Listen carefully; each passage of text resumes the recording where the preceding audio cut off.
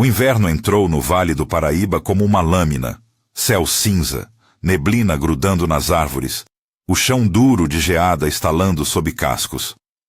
A carroça do senhorio rangia mais alto que o vento.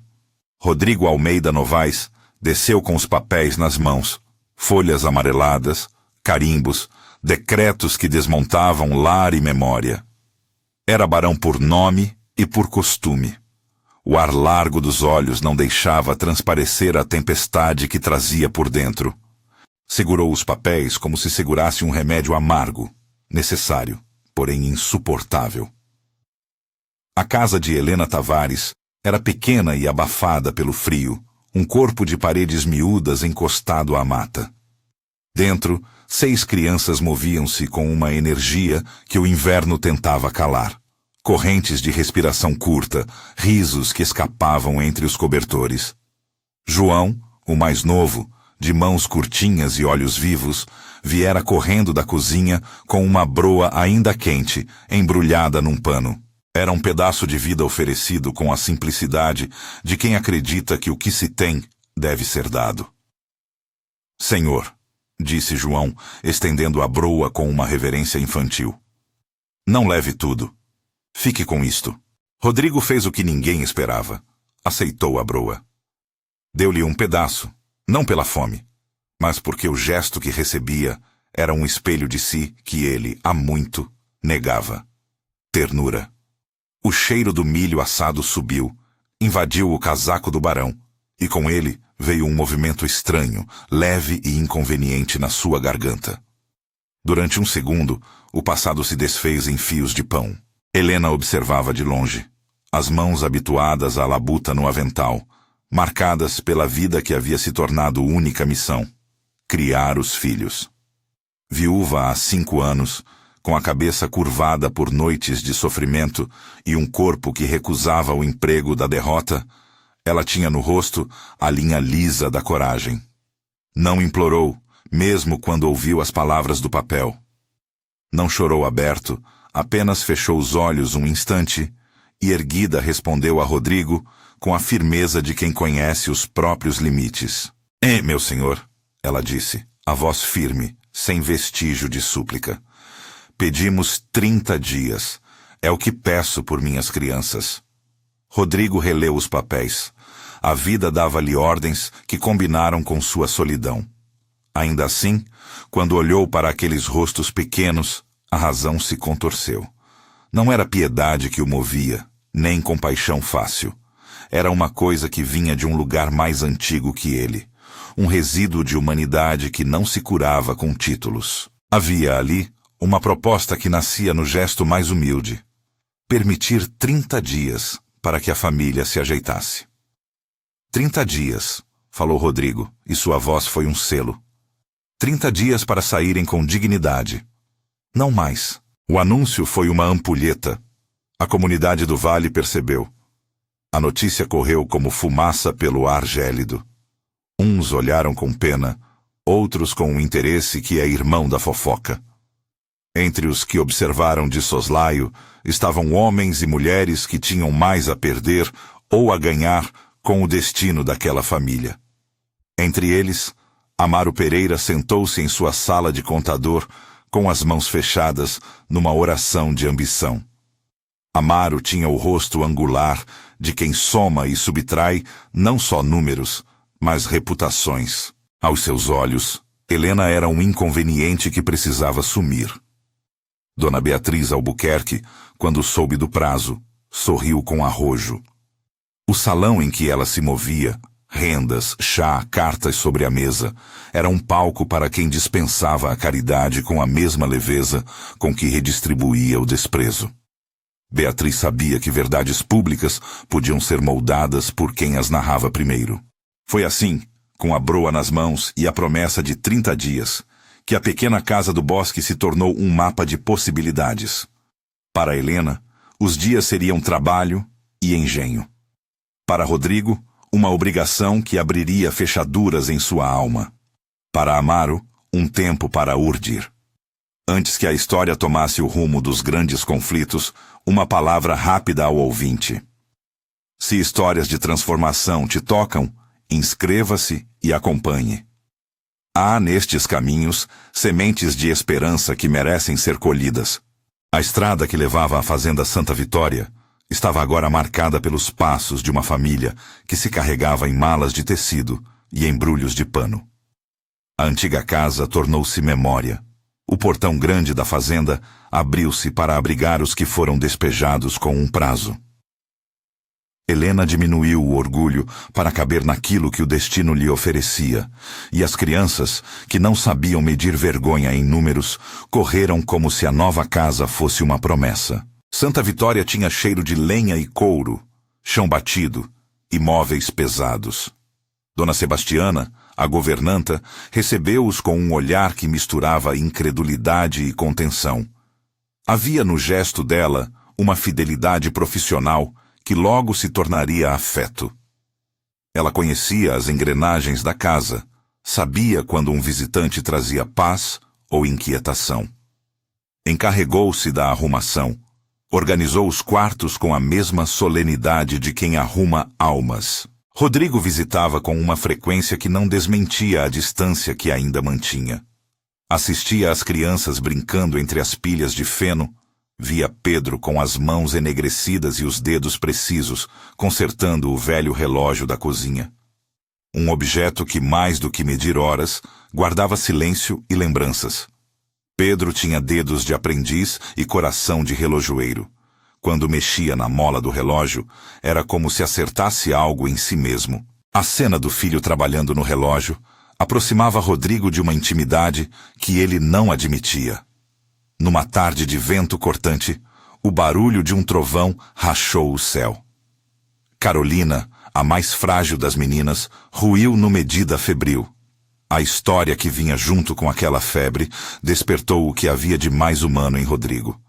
Ele largou o costume e a casca de homem que refugia o coração. A tempestade os obrigou a atravessar a mata. A carroça atolou, as rodas cantaram na lama. Helena cobriu Carolina com o próprio corpo, os cabelos grudando na testa, e Rodrigo, sem cerimônia que guardasse sua posição social, prendeu as rédeas e correu até o vilarejo em busca do Dr. Mendes. A noite no corredor do médico foi uma espécie de prova. O corredor cheirava a remédios e a madeira antiga. O doutor, que conhecia cérebros e contusões, atendeu com mãos práticas. Carolina teve febre alta, e por horas o medidor de esperança foi o termômetro. Rodrigo ficou ali, imóvel, escutando os passos das criaturas da casa, sentindo em cada batida do coração a responsabilidade súbita de um pai que não era seu. Quando a febre cedeu, a intimidade entre aqueles dois, o barão e a viúva, ganhou um novo trato. Não era mais só caridade que os ligava, mas um reconhecimento tácito de fragilidade. Ninguém falou da promessa que talvez crescesse em silêncio. As palavras, naquele corredor frio, eram supérfluas. A rotina na fazenda deu lugar a pequenas alegrias que construíram um cotidiano novo. Francisca lendo ao empoeirado candeeiro, Ana aprendendo pontos na costura, João ensinando truques para os porcos e o relógio da cozinha, agora consertado, marcando as horas com um tic-tac de esperança. Rodrigo, que havia visto o mundo por janelas fechadas, permitiu-se o desprendimento de estar presente. Caminhava à margem da casa, observava, fazia perguntas que antes considerara desnecessárias. Havia momentos em que se pegava sorrindo por coisas pequenas. A mão de Pedro a ajustar o ponteiro. O jeito que Helena amassava a broa. Os olhos de Joana que guardavam histórias como quem guarda lenha para o inverno. No entanto, nas frestas daquela vida nova, começavam a entrar sombras. Amaro, que ocupava o escritório do feitor do registro e chefiava números, contava seu próprio remorso como se fosse mérito. Ele sabia que, se mantivesse o domínio sobre as papéis e as contabilidades, poderia moldar destinos. E a presença da família de Helena na propriedade de Rodrigo representava uma ameaça. Se as emoções do barão transmutassem-se em cuidado público, se ele trouxesse Helena para o mundo da alta sociedade, os interesses de Amaro poderiam ruir. A ambição é uma febre que torna planejamentos frios em tramas ardilosas. Amaro encontrou em Beatriz uma aliada inesperada. Ela, que percebia na ascensão social um jogo de espelhos, viu na desgraça alheia uma chance de reforçar sua própria posição. Juntos, traçaram um plano que parecia simples. Criar evidências que colocassem em dúvida a honra de Helena, forjar papéis que insinuassem concubinato, apresentar testemunhos que construíssem uma narrativa conveniente. A estratégia seria lenta e metódica, cartas forjadas, recibos deslocados, datas adulteradas. Tudo devia parecer tão natural quanto a neve sobre as árvores. Nas cadeias de madeira da vila, homens e mulheres falavam em voz baixa. As conspirações crescem como ervas daninhas. Primeiro, discretas. Depois, impossíveis de arrancar sem a raiz. Amaro trabalhava com papéis à noite, escrevia e reescrevia, dobrava e escondeu registros. Beatriz, na sala de chá, deixava cair comentários que plantavam dúvida nos ouvidos certos. Eles conheciam o efeito da dúvida. Uma vez semeada, ela corrói reputações com a mesma voracidade de uma praga. Enquanto isso, existia alguém que via mais do que desejavam que vissem. Tomás chamava-se Tomás. Nome simples, sem compensação por quem era. Homem de baixa estatura, era conhecido nas ruas do vilarejo como o mascate que passava com sua carroça de quinquilharias. Não se movia como quem pede atenção. Tinha olhos que avaliavam não só objetos, mas o caráter escondido nas mãos que as compravam. Trabalhava para o ferreiro, e de vez em quando fazia entregas que o levavam à porta de Amaro. Tomás conhecia a fazenda, sabia onde cada grão era guardado, que cômodo cheirava a ervas e qual criado tinha as chaves. Tomás tinha chegado a Santa Vitória primeiro como fornecedor e depois como uma presença discreta. Gostava das crianças, especialmente de Joana, que o recebia com um sorriso que o iluminava. Não se referia à sua estatura como deficiência. Para ele, era apenas uma condição que modelou sua vida. Era rápido com as mãos, astuto com a memória, e carregava histórias de sua própria pele como se fossem mapas.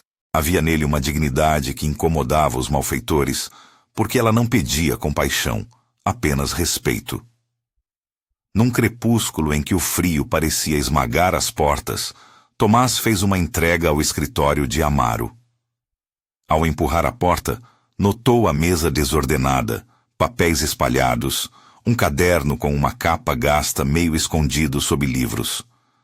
Sua curiosidade foi, primeiro, profissional. Conferir uma nota, assinar um recibo. Mas os olhos insistiram em ler as letras que surgiam no caderno. Eram rascunhos, datas, nomes que se repetiam com a frieza de quem fabrica um plano. Havia termos contábeis claros, duplas entradas que não batiam, recibos datados em locais diferentes no mesmo dia, e mais do que isso, uma linha de correspondência com alguém em São Paulo. Tomás não era tolo. Entendia que guardar aquilo para si seria uma tocha acesa perto de um barril de pólvora. Leu com cuidado, memorizou faces das letras, sentiu o peso da descoberta como quem segura um bebê que pode chorar. Antes de sair, pegou um palmo de papel que caiu do caderno. Um recorte, talvez, uma instrução, algo que, por descuido, rolou do monte de documentos. Não levou o caderno inteiro. Sabia que uma ação precipitada poderia pôr sua vida em risco. Guardou o papel na manga do casaco, fez a entrega, sorriu com aquele sorriso que não trazia despeito e partiu com o passo de quem carrega um segredo. Essa pequena ação plantou uma possibilidade. Tomás sabia algo. Tinha nas mãos uma prova parcial. Não era ainda o diário que mudaria destinos, mas era uma fagulha. Ele pensou em falar com Joana, a menina de cabelos revoltos que adorava histórias, porque havia nela uma coragem tranquila, que lembrava alguém que ele amava outrora. Pensou também em procurar Rodrigo, porque era o homem mais capaz de transformar suspeitas em ação. Hesitou, O poder e o medo naquela época eram medidores que obrigavam passos lentos. As pistas foram surgindo como pequenas rachaduras, um recibo que faltava numa pilha, um livro de contabilidade com números subtraídos, uma testemunha que lembrava conversas sussurradas entre Amaro e Beatriz. Dona Sebastiana percebeu que havia algo errado quando encontrou, numa gaveta que não era sua, uma folha com anotações que mencionava pagamentos inusitados a um nosso conhecido falsificador de São Paulo. Ela não era tola. Leu e guardou o papel com a mesma disciplina com que costurava botões. A vida em Santa Vitória começava a mostrar, por baixo da tranquilidade, novos sinais de inquietação. Nas praças, nas janelas entreabertas, nas cozinhas cujas luzes tremeluziam, a sociedade falava. Algumas vozes defendiam Helena como qualquer pessoa humana defenderia a honra de uma mulher. Outras cogitavam, com a facilidade que os instruídos têm de acreditar em versões convenientes, que talvez houvesse algo a esconder. Rodrigo sentiu que o mundo em que tinha nascido poderia produzir regras que não se aplicavam à carne. Ficou inquieto. Era possível amar e ainda assim ser enganado? Era possível que a ternura que crescia por Helena fosse construída sobre um erro? Enquanto isso, Amaro ia afinando as cordas do plano. Recebeu um mensageiro de São Paulo entregando um envelope com selo discreto. Dentro, instruções e um recibo com assinaturas falsificadas. Beatriz aparecia nos salões com vestidos impecáveis e olhares que, de tão estudados, pareciam verdadeiros. A dupla estudava o leque de possibilidades para expor Helena no momento certo. Uma missa, uma quermesse, qualquer cenário em que a voz pública pudesse ser usada como martelo. Planejavam que a dúvida não só ferisse Helena, mas a reduzisse à margem, privada da comunidade. A crueldade estava na intenção de tornar-lhe impossível recuperar o nome.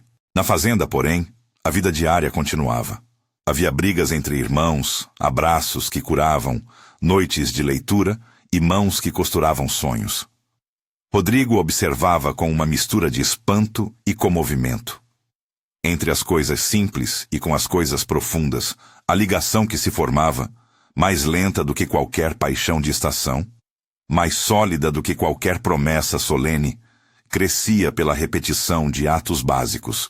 Um cobertor trocado, um braço estendido, um riso dividido. O barão redescobriu no brilho dos olhos de João uns pedaços de alegria que julgara perdidos.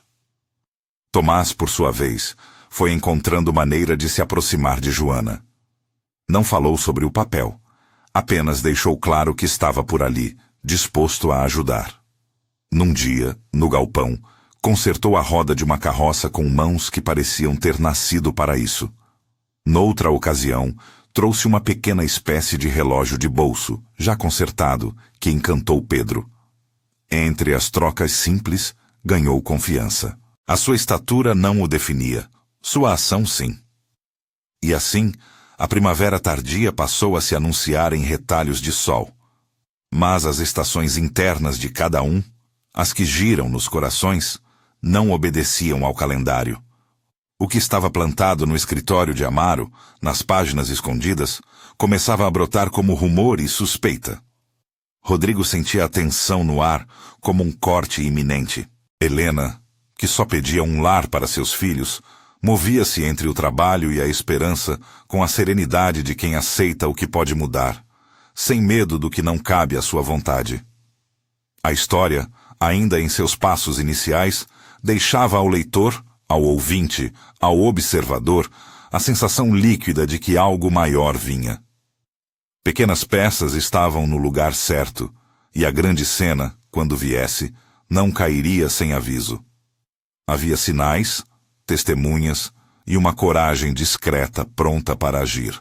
Na véspera de uma festa na igreja, ocasião que reuniria a vila inteira e onde as chamas da maledicência costumam ganhar fôlego, Amaro enviou um bilhete a Beatriz. Em sua sala, a luz do candeeiro fazia sombras longas. Ele dobrou um papel com o cuidado de quem manipula lança. O plano estava pronto para começar a se tornar público. Havia de ser tudo muito sutil. Um comentário aqui, um documento plantado ali, uma testemunha convidada para contar uma versão que não precisava necessariamente ser mentira completa, bastava insinuar. Numa tarde em que o céu parecia querer despejar toda a água que guardava, Tomás caminhou pela rua do vilarejo e viu algo que fez o coração acelerar. À porta do escritório de Amaro, um envelope com o selo de São Paulo parecia ter caído. Ninguém mais o notara. Ele, por hábito, apanhou o envelope. Havia ali uma instrução, um nome e uma data. Não encontrou ainda o caderno que poderia derrubar tudo, mas tinha nas mãos um fio. O fio poderia levar a um novelo inteiramente trançado de mentiras. Tomás caminhou até o portão da fazenda com passos rápidos, as mãos esquivando o frio. Joana estava no alpendre, varrendo. Ele estendeu o envelope sem alarde. A menina olhou curiosa. No rosto claro dela, leu-se aquela confiança que os adultos muitas vezes esquecem. Achei isso na rua, disse Tomás com a voz baixa, quase como se falasse de uma coisa proibida. Joana abriu. Os olhos dela varreram as letras e a leveza do verão interno daquele momento quebrou-se. Havia nomes. Um deles, repetido, remetia a algo que ainda não tinham coragem de nomear. Joana fechou o papel com o cuidado de quem trata um animal ferido. Não disseram nada. O silêncio, naquele instante, foi um pacto. E é nesse ponto, com o vento batendo nas cortinas, com um bilhete nas mãos, com a festa da igreja ao alcance e com a vila prestes a escolher de que lado ficaria, que as coisas aguardam o próximo passo. As sementes da acusação foram lançadas. A coragem de alguns, a ambição de outros e a descoberta tímida de um homem de baixa estatura desenham a próxima curva da história. Ainda não se ouviu o último veredito. A farsa jazia nos bastidores e a verdade respirava, paciente, esperando o momento de emergir. A igreja de Santa Vitória, vestida em pedra e quietude, recebeu a vila como se guardasse um segredo antigo. O sino tocou longas badaladas naquela manhã, e a neve de palavras que Amaro e Beatriz haviam semeado começou a cair com jeito de acusação. As bancas rangiam sob o peso dos corpos apertados. As mulheres traziam lenços e rostos fechados, os homens olhares medidos como quem pesa a mercadoria. Helena entrou com as crianças. 6 mãos pequenas entrelaçadas nas suas, e a paróquia, que tantas vezes fora abrigo, transformou-se numa arena de olhares. A missa corria com sua cadência ritual. O padre, com a voz entre orações, abençoava o povo quando, sem alarde, um homem ergueu um papel e, como quem recita um decreto, anunciou palavras que soaram como chumbo. Havia indícios de conduta indevida, cartas e recibos que ligavam a viúva a um tal homem de reputação duvidosa. Quem entregara o papel era conhecido por certa gravidade de palavras. Suas mãos tremiam, porém a firmeza do gesto bastava para carregar a suspeita aos corações. As faces se voltaram depressa. Sussurros surgiram como corvos sobre o coro. As crianças apertaram as mãos de Helena. João, pequeno, sentiu a língua enrolar-se em pavor e segurou firme a broa que sempre guardava como talismã. Os olhos do barão procuraram a mulher que havia pedido 30 dias. E por instantes houve silêncio absoluto, como se o mundo tivesse prendido a respiração. Rodrigo sentiu o peso do olhar coletivo sobre si. A dúvida é uma doença que arranca as bases do corpo. Não havia documento que pudesse dizer por si só se o que se mostrava era verdade. Havia, antes, a presença dos gestos e a fome de alma das crianças. Ele preferiu não se pronunciar no momento. O não dito pesou tanto quanto uma sentença. Alguns viram na hesitação a prudência, outros o abandono. Helena, mantendo a cabeça erguida, ouviu a acusação com a mesma quietude com que costurava a vida. Sem teatralidades, apenas uma linha firme. A humilhação acontecia não apenas por palavra, mas pelo modo como o espaço público rasgava a privacidade de um lar. Na saída da igreja, o rumor transformou-se em sentença popular. Crianças ouviram comentários que não deveriam entender. Velhas comprazidas deram a mão a quem as desejava mais altas. Beatriz desceu as escadas como quem visse uma colheita justa. E Amaro, nos fundos, sorriu com a mesura de quem acreditava ter tramado certo. O plano funcionara como uma máquina antiga e bem lubrificada.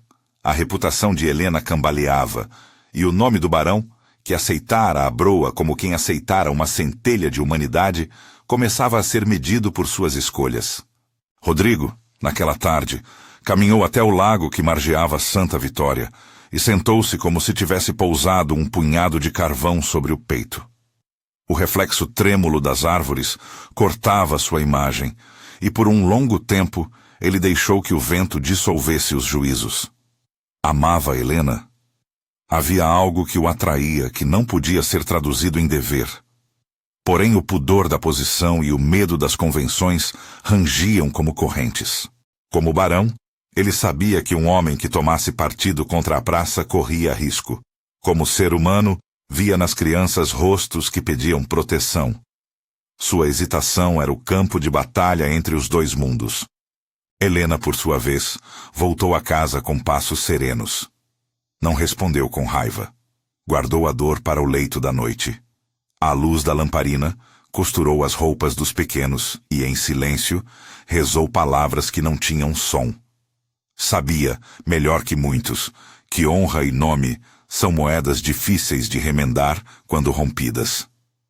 Mas havia algo que a guiava: manter os filhos inteiros e ensinar-lhes a dignidade que não tem preço.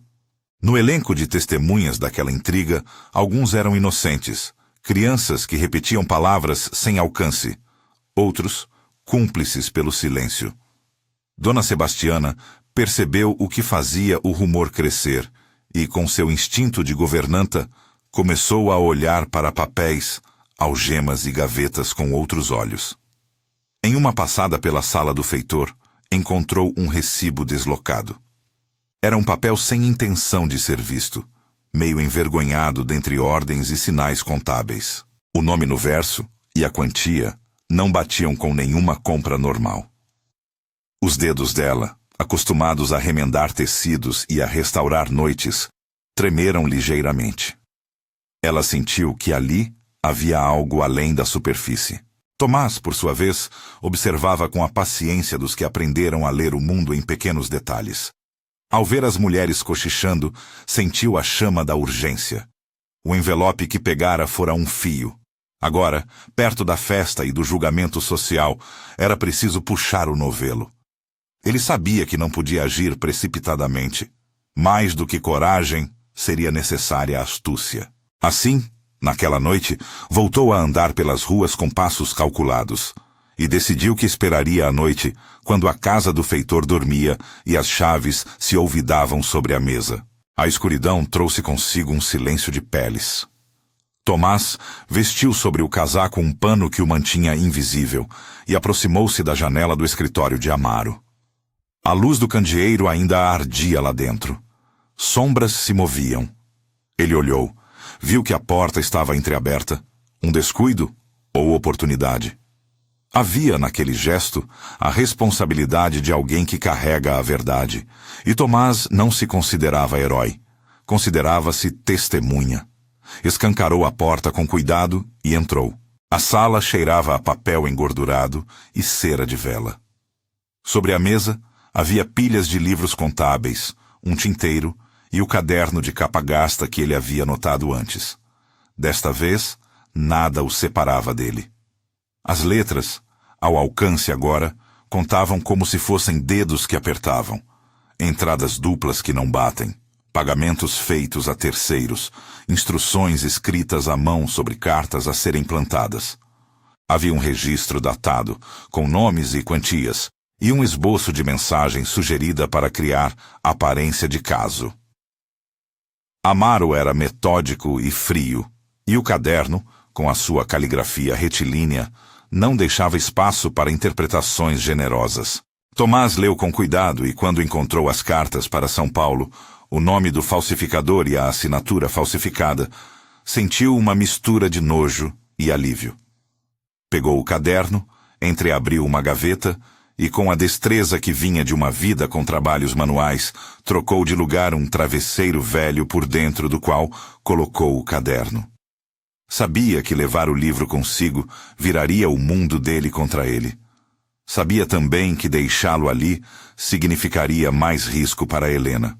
Optou por não transportar o volume em sua pessoa, preferiu escondê-lo entre as coisas da fazenda, na esperança de que, se a verdade viesse à luz, não fosse porque Tomás fora apanhado, mas porque a evidência existia.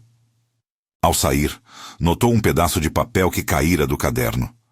Era uma carta curta, um recibo assinado, e nela havia a caligrafia de Beatriz e a instrução para que um certo pagamento fosse registrado como compra de lenha. Tomás guardou o papel no bolso e, ao atravessar o pátio, encontrou Joana na soleira, cuidando de um cântaro. A menina sorriu sem saber o peso do que trazia. Tomás entregou-lhe o papel com a calma de quem confia numa alma segura.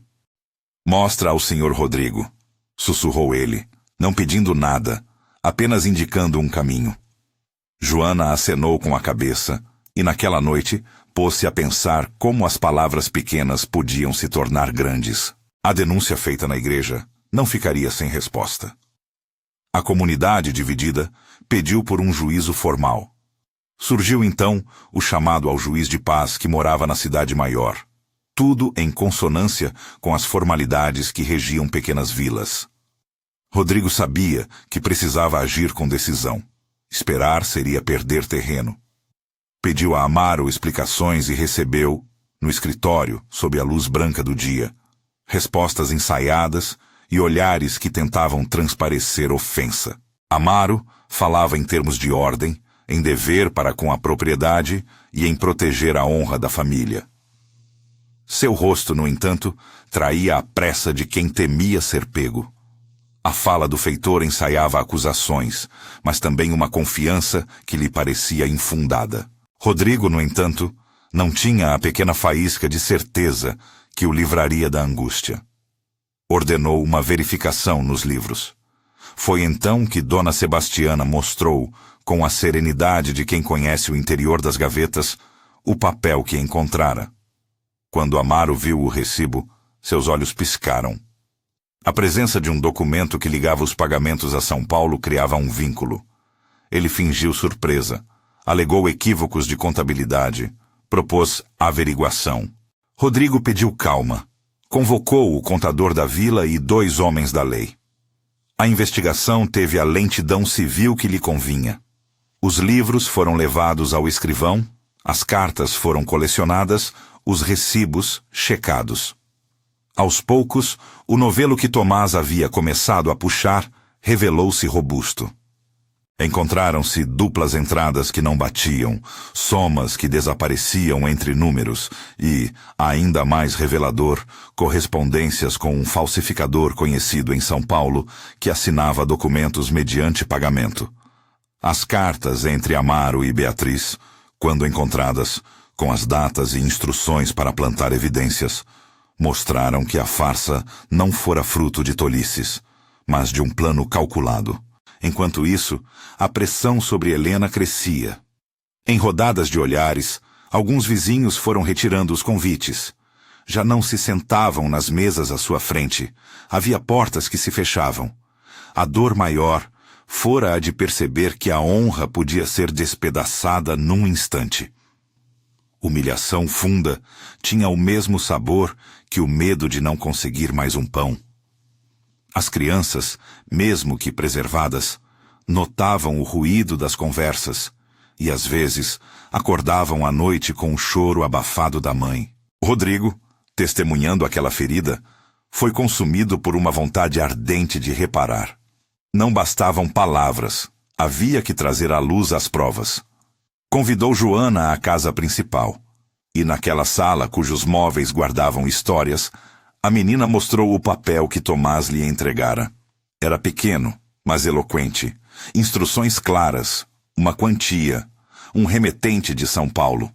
Joana explicou, com a simplicidade que lhe era natural, como Tomás aparecera na porta e lhe dissera: "Mostra ao senhor, ele há de saber o que fazer." O relato infantil soou como uma garra de verdade. Tomás, entretanto, não descansava. Sabia que, por si só, o papel não bastaria. Retornou ao escritório numa noite em que Amaro havia bebido mais do que era costume. Usou o seu conhecimento do ferreiro e do armazém para simular uma entrega. Entrou, silencioso, e trouxe consigo o caderno. Não o mostrou a ninguém ali. Caminhou devagar até encontrar Rodrigo, que naquela noite, incapaz de permanecer ocioso, viera sozinho ao estábulo, como se buscasse o vento para que falasse por ele. Tomás aproximou-se, colocou o caderno sobre a mesa e, com gesto seguro, disse apenas: "Está aqui tudo quanto arrumaram. Não é certo que mentiras mandem." Rodrigo abriu o livro e leu. As letras ali. Ordens de pagamento, propostas de falsificação, rascunhos de depoimentos, frases ao modo de incentivar a testemunha a lembrar. Havia-se até uma linha escrita para ser dita na escola: reunir pessoas em missa e insinuar conduta. Ligar os pontos foi como abrir uma cortina sobre o palco de uma peça que revelava os artifícios por trás do ar. A raiva de Rodrigo era anterior à defesa formal. Era a raiva de ter sido manipulado, de ver sua boa vontade transformada em arma. Era preciso, contudo, responsabilidade. Rodrigo levou o livro ao juiz e ao escrivão, pediu que tomassem as medidas de polícia e que as cartas e recibos fossem anexados como prova. O juiz, homem que calculava mundo e ordem, leu as páginas com uma face que tornava o rosto pesado. Ordenou a busca e apreensão formal, tomou depoimentos e convocou testemunhas. Assim, a maquinaria da justiça começou a cumprir seu ritmo, e a vila se viu às voltas com um processo cujo resultado dependeria tanto da frieza dos papéis quanto do calor das testemunhas. O grande momento do confronto público foi marcado para a praça. A assembleia improvisada reuniu o povo sob o sol que parecia pesar como um espírito. Ali, diante do juiz de paz e de uma pequena delegação, surgiram as provas. Os livros contábeis, dispostos sobre uma mesa, mostraram números duplicados. As cartas, com instruções, explicavam a fabricação da narrativa sobre Helena. Os recibos de pagamento a São Paulo conectavam Amaro a quem falsificava assinaturas. Uma das cartas, em especial, trazia a vergonhosa frase que instruía: "Mantenha a aparência e cuide para que Helena seja isolada." Era uma linha fria, sem remorso. Dona Sebastiana, ereta e firme, subiu ao estrado para falar. Falou com a voz de quem se nega a rasgar um laço sem o cuidado da verdade. Contou como encontrara as folhas, como notara a discrepância. Joana, com a inocência vivaz, contou como Tomás lhe entregara o bilhete. Pedro, com mãos que não tremiam quando tocavam metal, relatou como encontrara o relógio com um parafuso a mais e como isso o fizera desconfiar. Tomás falou por último. Quando começou a falar, não pediu méritos. Contou em poucas palavras o que vira, como entrara, o que lera, como se sentira. Havia na sua voz uma simplicidade que soava mais forte do que qualquer retórica. Eu vi o que não devia estar ali. Trago o que achei. A apresentação pública das provas deixou a comunidade sem fôlego. Amaro tentou negar. Teve momentos de ira que soavam desafinados. Beatriz, sedosa e ímpar em sua postura, tentou manter-se austera. Porém, quando as cartas e os recibos se alinharam como fileiras de soldados, as montagens perderam a força. Havia testemunhas e havia papéis que comprovavam que a farsa nascera nas salas do feitor. O juiz determinou a detenção de Amaro para averiguação mais profunda. Ele não foi julgado ali, naquele instante. Mas a ordem de levar o acusado para a cadeia local foi cumprida com a solenidade que a ocasião exigia. A prisão de Amaro, causou choque e raiva em vários estratos sociais. Alguns, que ganhavam com sua ascensão, lamentaram a queda. Outros, que viam justiça chegar como chuva após secura, sentiram alívio. Beatriz, ao perceber o movimento, recusou-se a ficar. Dias depois, sob cobertura de desculpas e vestidos, deixou a cidade em silêncio, buscando um lugar onde a honra fosse menos valiosa e as redes de influência maiores. A sua fuga não apenas a afastou da vilarejo, tirou das mãos o poder de manipular corações ali. Havia, contudo, danos a serem reparados. Rodrigo, em público, tomou uma atitude que selou seu caráter transformado. Perante a praça, com as provas agora dispostas, ele falou. Não foi um discurso eloquente de salão, foi uma fala direta, que tocou na honra ferida de Helena e reclamou da covardia de quem quer que usara a reputação humana como moeda. Defendeu-a, com a clareza de quem aceitara assumir um destino que fora, em parte, de sua própria responsabilidade. Havia em seus olhos um lampejo que não era apenas de proteção, era de amor reconhecido.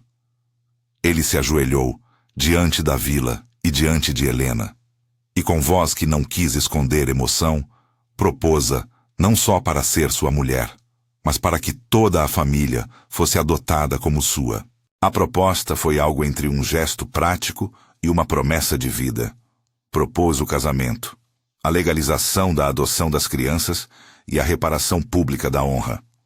Aclamada por uns, rejeitada por outros, a simples pergunta deixou no rosto de Helena um misto de incredulidade e receio. Ela sabia que o matrimônio não era vacina contra as memórias, porém aceitou o pedido como reconhecimento público e promessa de futuro. O casamento foi marcado de forma simples. Um contrato, testemunhas honestas, uma missa sem grandes pompas, mas com um significado que ultrapassava rendas. A vila assistiu, emocionada, àquele encontro de vidas que ressignificava o que fora quebrado. Amaro foi conduzido ao cárcere. Nos dias que se seguiram, as investigações aprofundaram o nexo entre as cartas e um falsificador de São Paulo. Documentos enviados pela capital atestaram que recibos semelhantes foram utilizados em outras fraudes. A polícia concluiu que Amaro havia distribuído pagamentos para forjar assinaturas e havia articulado a narrativa com Beatriz. O processo judicial encontrou provas suficientes para a acusação. Em audiência formal, as cartas foram trazidas, as testemunhas ouvidas. Sebastiana, Joana, Tomás e até as crianças, que relataram episódios com a inocência que transforma qualquer relato em verdade pura. Amaro tentou se explicar. Alegou que fora coagido, que o poder o havia tentado. Havia na sua fala uma reviravolta de quem trocara números por carne humana. A sentença, embora não apelasse a atos extremos, foi severa o bastante para demonstrar que a injustiça não ficaria impune. Amaro foi condenado por falsificação de documentos e por difamação pública, com pena de prisão e multa que o deixou sem condições de manter a influência que antes detinha. Sua queda foi o resultado de uma ação conjunta. O caderno e o trabalho humilde de Tomás foram pedras fundamentais no processo. Beatriz, por sua vez, mesmo tendo fugido, viu sua reputação dissolver-se em rumores e portas fechadas. Onde antes havia salões, restaram silenciosos corredores. No pós-julgamento, a vila começou a cicatrizar. A restauração do nome de Helena não foi instantânea. A memória das palavras atravessava tempos e alguns olhares jamais voltaram a ser o mesmo. Ainda assim, a verdade fora restituída com a força dos papéis e dos testemunhos. Rodrigo empenhou-se não só em reparar juridicamente, mas em acolher com generosidade. Providenciou a adoção legal das crianças, registrou nomes, tratou de papeladas e, mais do que tudo, cuidou das pequenas rotinas que transformam um lar em vida. Comprar novas roupas para a escola de Francisca, Mandar Pedro estudar reparos de relógios na cidade, garantir que Ana tivesse uma mestra para a costura. O casamento entre Rodrigo e Helena foi discreto, quase íntimo. Poucas flores, convidados simples, um almoço onde os sorrisos não tentavam ser elegantes, apenas verdadeiros. Havia no gesto público um símbolo mais valioso que qualquer festa: a decisão de construir juntos um futuro que, para muitos, parecia improvável. A adoção legal foi celebrada com o registro em cartório. Naquele papel havia mais do que assinaturas. Havia um pacto de vida. Tomás recebeu naquele dia um reconhecimento singelo. Não buscou elogios. Não falou de suas ações sem que fosse perguntado.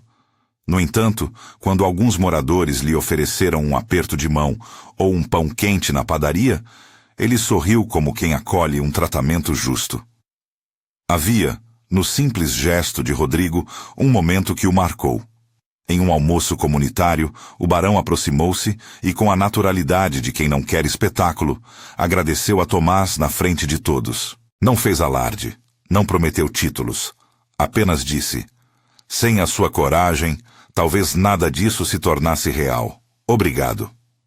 Tomás curvou-se com a mesma simplicidade com que agia e aceitou uma pequena moeda que mais tarde guardaria como lembrança.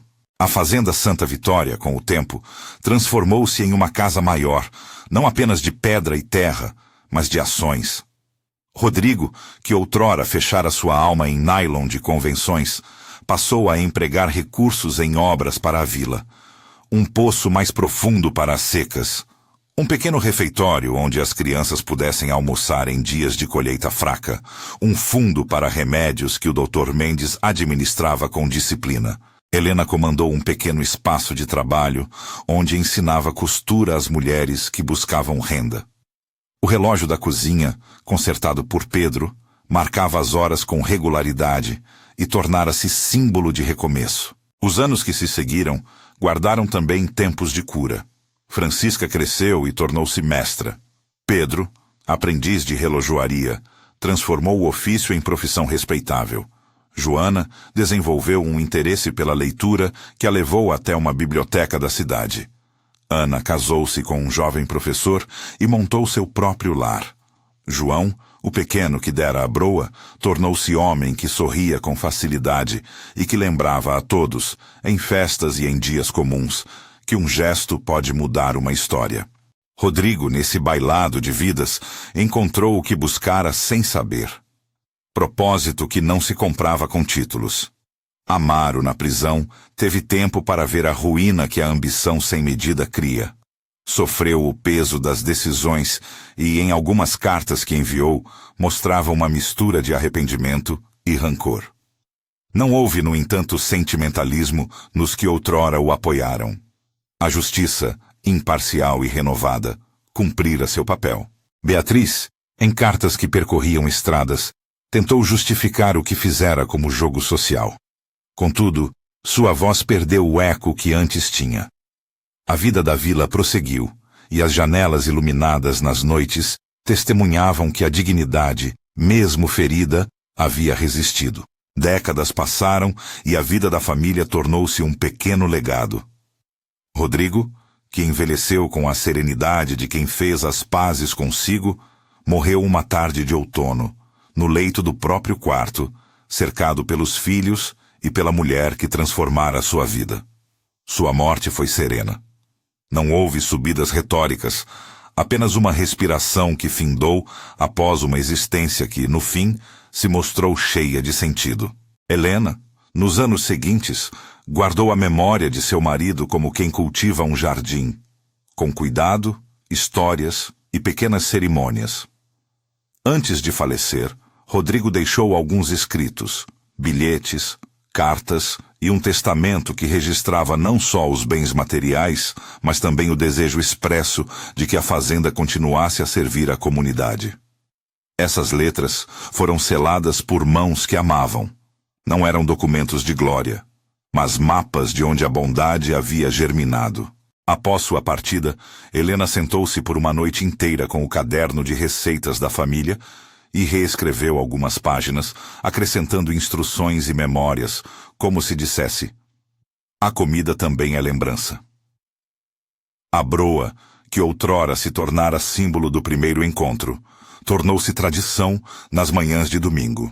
Anos mais tarde, numa estante que guardava objetos de vida, repousava o caderno que Amaro escrevera e que Tomás trouxera à luz. Não era exibido com orgulho, mas guardado como prova de que a verdade, mesmo escondida, pode emergir. O livro servia de lembrete às novas gerações. Vigiar, cuidar e proteger a dignidade dos outros. Joana, já mulher, trouxe o caderno para uma pequena escola de leitura onde as crianças aprendiam a escrever e a ler. Ali, entre alfabetos, falou-lhes da coragem simples de quem age por amor.